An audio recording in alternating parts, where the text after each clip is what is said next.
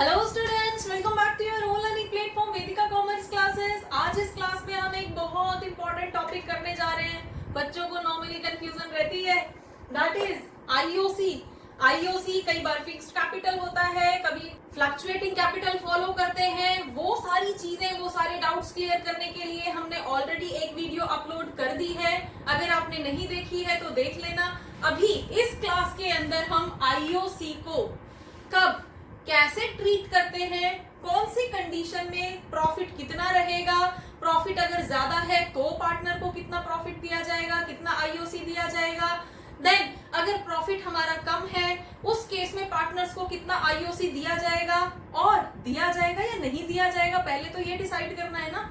तो वो सारी चीजें, वो सारी कंफ्यूजन दूर करने के लिए आज इस क्लास को हम कंटिन्यू करेंगे। So without skipping this video, keep watching until the end. So without wasting time, let's start. Interest on partners capital, मतलब पार्टनर्स ने जो कैपिटल बिजनेस के अंदर लगाई है उस पर कितना इंटरेस्ट मिलेगा, मिलेगा या नहीं मिलेगा। अब कितना मिलेगा ये तो सेकेंडरी क्वेश्चन है, सबसे पहले तो क्वेश्चन आता है मिलेगा या नहीं मिलेगा। ठीक है, अब वो किस पे डिपेंड करेगा, वो डिपेंड करेगा हमारे पार्टनरशिप डीड पे। अगर पार्टनरशिप डीड एग्जिस्ट करती है और उसमें ये क्लियरली लिखा हुआ है कि आईओसी देना है तो फिर तो मिलेगा, फिर तो हर हालत में मिलेगा। ठीक है, प्रॉफिट कम भी होगा तो भी मिलेगा। अब कितना मिलेगा वो हम आगे कैलकुलेट करेंगे। डन। लेकिन अगर पार्टनरशिप डीड एग्जिस्ट ही नहीं करती, है ही नहीं पार्टनरशिप डीड, फिर कुछ नहीं मिलेगा।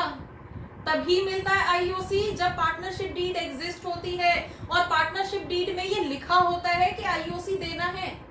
अगर पार्टनरशिप डीड एग्जिस्ट है और उसमें ऐसा कुछ लिखा नहीं है कि आईओसी देना है, तो भी उसको डज नॉट एग्जिस्ट के इक्वली मानेंगे। आईओसी के लिए कुछ नहीं बोला उसने, कुछ नहीं मिलेगा पार्टनर्स को। क्लियर। तो अगर हमारी पार्टनरशिप डीड एग्जिस्ट नहीं है तो किसी को भी आईओसी नहीं मिलेगा, नो आईओसी। ठीक है, लेकिन अगर एग्जिस्ट है, ठीक है, और एग्जिस्ट है और उसमें क्लियरली लिखा हुआ है कि पार्टनर्स को इतने परसेंट का, सपोज 10% का आईओसी देना है, तो फिर तो पार्टनर्स को मिलेगा। डन। लेकिन प्रॉब्लम इज कि उसमें तो लिखा है, पार्टनरशिप डीड में तो लिखा है कि 10% आईओसी मिलेगा, लेकिन अगर प्रॉफिट उस आईओसी के अमाउंट से कम होगा तो उस टाइम पे क्या होगा। ठीक है, जैसे हम यहाँ पे एक एग्जांपल ले लेते हैं। सपोज 2 पार्टनर्स हैं ए एंड बी। ए ने 1 लाख रुपीस कैपिटल इन्वेस्ट किए, बी ने 2 लाख रुपीस इन्वेस्ट किए। ठीक है, अब फर्म ने बोला है पार्टनरशिप डीड एग्जिस्ट करती है और डीड के अकॉर्डिंग जो आईओसी मिलना है दैट इज 10%। तो 1 लाख का 10% अगर हम देखें तो यहाँ पे 10,000 मिलना है, और बी का अगर हम देखें तो 20,000। मतलब ए को 10,000 का आईओसी मिलना चाहिए और बी को 20,000 का आईओसी मिलना चाहिए। फाइन, आईओसी के लिए पार्टनरशिप डीड में बोला गया है, दे दिया जाएगा, कोई प्रॉब्लम नहीं है। जैसे अब हम यहाँ पे देख लेते हैं 30,000 का प्रॉफिट है। अब फर्म के ऊपर टोटल लाइबिलिटी कितनी आ गई है आईओसी की, दैट इज 10,000 तो ए को देने हैं प्लस 20,000 बी को देने हैं, तो टोटल लाइबिलिटी 30,000 की आ गई है ना। मतलब फर्म के ऊपर 30,000 की लाइबिलिटी है कि पार्टनर्स को 10,000 रुपए ए को देना है, 20,000 रुपए बी को देना है, टोटल 30,000 रुपए पे करने हैं आईओसी के नाम पे। डन। तो उस केस में हमें चेक करना होता है कि हमारा प्रॉफिट उतना है क्या। अगर उतना प्रॉफिट हमारे पास है तो फिर तो कोई इशू है ही नहीं, फिर तो हम उतना दे देंगे, इजीली पे कर देंगे। डन। तो अगर हमारे पास पार्टनरशिप डीड एग्जिस्ट करती है और उसमें ये बोला गया है कि आईओसी देना है, उस केस में हमें चेक करना पड़ेगा कि हमारा प्रॉफिट उस टोटल आईओसी के इक्वल है या नहीं है। कम से कम हमारा प्रॉफिट उसके बराबर होगा तभी तो दे पाएंगे। अगर हमारे पास प्रॉफिट नहीं होगा तो घर से थोड़ी लाएंगे उनको देने के लिए।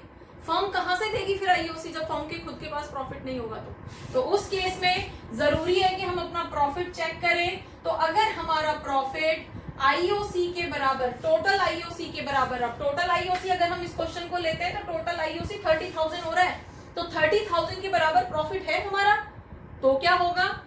देन अगर हमारा प्रॉफिट उससे ज्यादा है तो फिर तो अच्छा है ना। देन अगर हमारा प्रॉफिट उससे कम है उस केस में टेंशन हो जाएगी। डन। एक एक केस पढ़ लेते हैं। अगर प्रॉफिट आईओसी के इक्वल है 30,000, जैसे हमने यहाँ पे एग्जांपल लिया है 30,000 का प्रॉफिट था और 30,000 ही हमें आईओसी देना था, तो इजीली दे देंगे। अब हमारे पास क्या था, यहाँ पे ए को दे देंगे 10,000, बी को दे देंगे 20,000, खत्म, कुछ बचा नहीं बाकी। 30,000 का प्रॉफिट था, 30,000 का अमाउंट हम इजीली पे कर देंगे आईओसी के लिए। नाउ सेकंड केस, अगर प्रॉफिट ज्यादा है आईओसी कम है, आईओसी देना है सिर्फ 30,000 और प्रॉफिट है हमारे पास 45,000 का, देन हमारे लिए तो अच्छा है ना। अब हमारे पास यहाँ पे 10,000 ए को दे देंगे, 20,000 बी को दे देंगे, ये तो हो जाएगा आईओसी, है ना।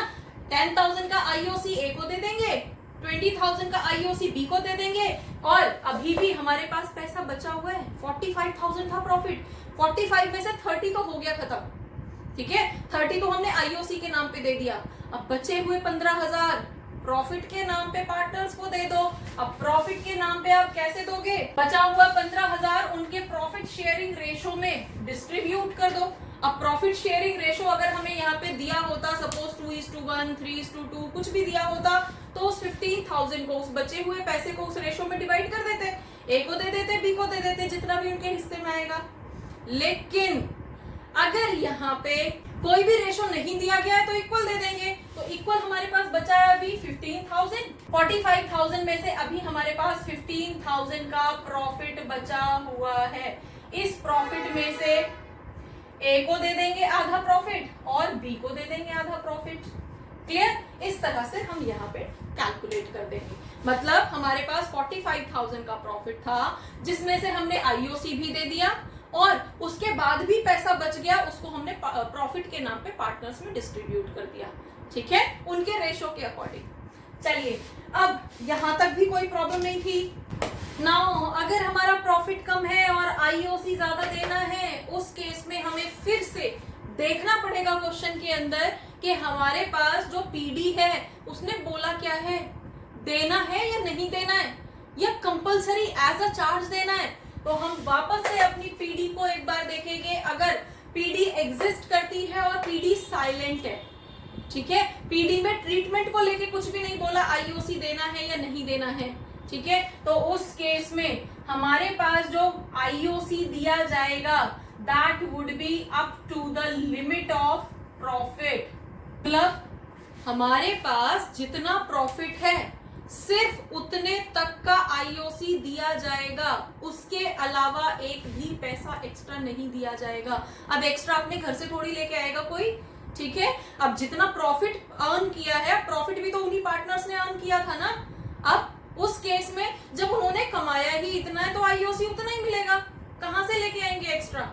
डन। तो उस केस में सपोज अगर हमारे पास ये 21,000 था, तो 21,000 को ही उनके आईओसी के रेशो में बांट दिया जाएगा। अब आईओसी का रेशो कितना था, आईओसी का रेशो 1:2 था ना। अब वो कैपिटल का रेशो है या आईओसी का रेशो है, सेम ही रहेगा, है ना। तो हमारे पास कितना आ रहा था, ए को 10,000 देने थे, बी को 20,000 देने थे, तो रेशो कितना है 1:2 का। डन। तो हमारे पास अभी फिलहाल प्रॉफिट है 21,000 का, तो इसी को ही हम डिवाइड कर देंगे 1:2 के रेशो में। डन। तो इसमें ए को मिल जाएगा 7,000 रुपीज और बी को मिल जाएगा 14,000 रुपीज। इस तरह से इन लोगों को आईओसी दे दिया जाएगा। अब देखो जरा, ए को कितना मिलना था, 10,000 मिलना था, लेकिन क्योंकि प्रॉफिट कम है और प्रॉफिट की यहाँ पे इनएडिक्वेसी ऑफ प्रॉफिट बोल देते हैं बेटा, आपको अलग से टॉपिक दे दिया जाएगा, इनएडिक्वेसी ऑफ प्रॉफिट, मतलब प्रॉफिट कम है और आईओसी देना है। उस केस में आपको यहाँ पे ध्यान देना पड़ेगा कि पीडी के अंदर क्या बोला गया है। अगर पीडी के अंदर कुछ भी नहीं बोला गया है, पीडी एग्जिस्ट करती है, पीडी ने बोला है कि आईओसी तो देना है, लेकिन कितना देना है ऐसा कुछ नहीं बोला है, ट्रीट क्या करना है ऐसा कुछ नहीं बोला है, तो उस केस में हमने जितना प्रॉफिट कमाया है हम उतना ही देंगे, उसी लिमिट तक आईओसी देंगे और उसी लिमिट तक हम डिस्ट्रीब्यूट कैसे करेंगे। सपोज हमारे पास 21,000 का प्रॉफिट था, तो 21,000 को उनके आईओसी के रेशो में डिवाइड कर लेंगे। आईओसी के रेशो में कैसे डिवाइड करोगे? 21,000 का प्रॉफिट है 1:2 मतलब 3x, 3x से डिवाइड करोगे तो 7,000 आ गया। तो जिसका 1x है, A को 1x मिलना है तो 7,000 मिलेगा और B को 2x मिलना है तो 14,000। तो टोटल हमारा 21,000 का प्रॉफिट जो है सेटल हो गया। B को यहाँ पे 20 मिलना था लेकिन उसको 40 मिलेगा। ठीक है, क्लियर? अब आते हैं, अगर यहाँ पे PD एग्जिस्ट करती है और PD ने IOC को एज अ चार्ज बता दिया, एज अ चार्ज, पॉइंट यहाँ पे आ गया हमारे पास। अब एज अ चार्ज बता दिया से क्या मतलब है? ये तो कंपलसरी हो गया। जहां पे भी एज अ चार्ज बोला जाएगा बेटा, वहां पे कंपलसरी होगा, सबसे पहले आपको आईओसी देना पड़ेगा, चाहे प्रॉफिट हुआ हो या ना हुआ हो। प्रॉफिट कम है, अगर प्रॉफिट ज्यादा था तो कोई प्रॉब्लम ही नहीं है। जैसे हमारे पुराने केसेस में था, प्रॉफिट 30,000 का प्रॉफिट हुआ था और 30,000 आईओसी देना था, दे दिया, कोई प्रॉब्लम नहीं थी। ठीक है, सेकंड केस में हमारे पास प्रॉफिट ज्यादा था, आईओसी 30,000 दे दिया और बचे हुए 15,000 को उनके प्रॉफिट के नाम पे बांट दिया। ठीक है, लेकिन प्रॉब्लम कहां पे आती है? जहां पे हमारा प्रॉफिट कम है, इनएडिक्वेट प्रॉफिट है, वहां पे हमें आईओसी भी देना है। ठीक है, और वहां पे स्पेशली आपको बोल दिया जाए चार्ज है आईओसी, तो क्वेश्चन के अंदर अगर ये चार्ज होगा तो वहां पे ये वर्ड यूज किया जाएगा। आप अपने मन से एज अ चार्ज नहीं ट्रीट कर सकते उसको।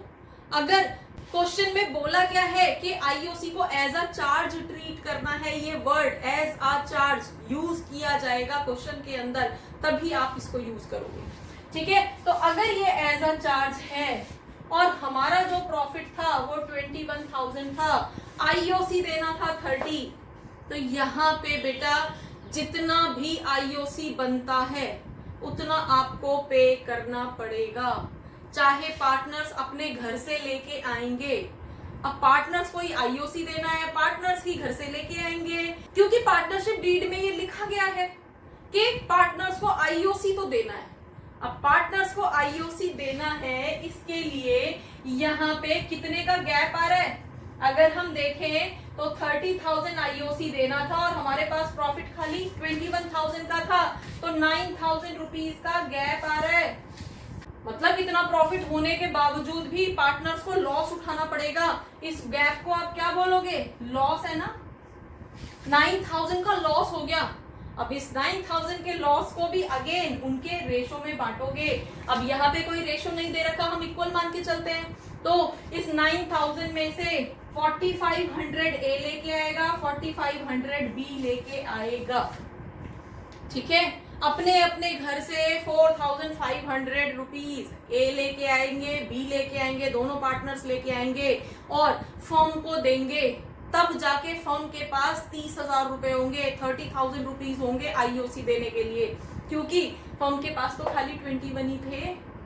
9,000 और भी तो चाहिए ना, तो 9,000 पार्टनर्स लेके आए हैं अपने घर से, अपने अपने रेशो में। अब यहाँ पे रेशो नहीं दे रखा तो हम इक्वल मान के चल रहे हैं, मतलब 4,500 ए लेके आया है, 4,500 बी लेके आया है, उन्होंने लाके फर्म को दिए और तब जाके फर्म के पास 30,000 हुए हैं। अब ये क्यों करना पड़ा? क्योंकि आईओसी एज अ चार्ज है, कंपलसरी पे करना है। आईओसी के नाम पे ए को पूरे 10,000 देने हैं, बी को पूरे 20,000 देने हैं, पूरे देने हैं। ठीक है, इसलिए ये यहाँ पे पार्टनर्स को लॉस उठाना पड़ेगा। और पार्टनर्स को लॉस कितना उठाना पड़ा है? ये पार्टनर्स को लॉस डन। इसी से अगर हम प्रीवियस केस देखते हैं तो प्रीवियस केस में आईओसी भी दिया था और उनको प्रॉफिट भी मिला था। ये केस जस्ट अपोजिट हो गया। प्रॉफिट तो दूर की चीज है, आईओसी भी पूरा नहीं मिल रहा है। आईओसी पूरा करने के लिए घर से पैसा लाना पड़ रहा है पार्टनर्स को, लॉस बियर करना पड़ रहा है पार्टनर्स को। ठीक है, तो आईओसी को किस तरह से सॉल्व करते हैं, किस तरह की कंडीशंस के साथ आईओसी का क्वेश्चन बेसिकली हमें दिया जाता है, होपफुली आपको समझ आया होगा। ठीक है, स्पेशली हमें वहां पे ध्यान देना है, अगर हमारा पार्टनरशिप डीड एग्जिस्ट नहीं करती फिर तो कोई आईओडी नहीं मिलेगा। बेटा कई बार आपको कंफ्यूज करने के लिए इस तरह का सेंटेंस भी दे दिया जाता है कि पार्टनरशिप डीड एग्जिस्ट नहीं करती है और आईओसी 10% ये वो इस तरह से पूरी डिटेल दे दी जाती है। तो आप वन लाइन के अंदर बोलोगे कि जब पार्टनरशिप डीड एग्जिस्ट ही नहीं करती तो कोई आईओसी नहीं मिलेगा, खत्म। ठीक है। दूसरी तरफ अगर आपसे बोला है कि पार्टनरशिप डीड एग्जिस्ट करती है लेकिन ट्रीटमेंट को लेके साइलेंट है, तो आपको देखना पड़ेगा कि प्रॉफिट कितना है। अगर प्रॉफिट इक्वल है, ठीक है, दे देंगे, कोई प्रॉब्लम नहीं है। अगर प्रॉफिट ज्यादा है तो आईओसी भी दे देंगे पार्टनर्स को, फर्म आईओसी भी देगी और बचा हुआ पैसा प्रॉफिट भी देगी। ठीक है। लेकिन प्रॉब्लम कब आएगी, सबसे बड़ी प्रॉब्लम तब आएगी जब प्रॉफिट कम है और आईओसी ज्यादा देना है। तो वहां पे अगेन आप देखोगे कि आईओसी के लिए हमें बोला क्या गया है। अगर कुछ भी नहीं बोला है, साइलेंट थी, ट्रीटमेंट में कुछ बोला ही नहीं है, तो हम सिंपल जितना हमारा प्रॉफिट होगा हम उस लिमिट तक ही आईओसी दे देंगे। ठीक है, उनके आईओसी के रेशो में दे देंगे। लेकिन अगर हमें बोला गया है कि आईओसी एज अ चार्ज है, कंपल्सरी पे करनी है, तो फिर तो पार्टनर्स को लॉस बियर करना पड़ेगा, अपने अपने घर से पैसा लाना पड़ेगा, तब जाके वो आईओसी का पैसा दिया जाएगा। ठीक है। तो होपफुली आईओसी को कैसे ट्रीट करना है, कैसे कैलकुलेट करना है, आपको समझ आया होगा। For more keep watching, keep learning. Thank you.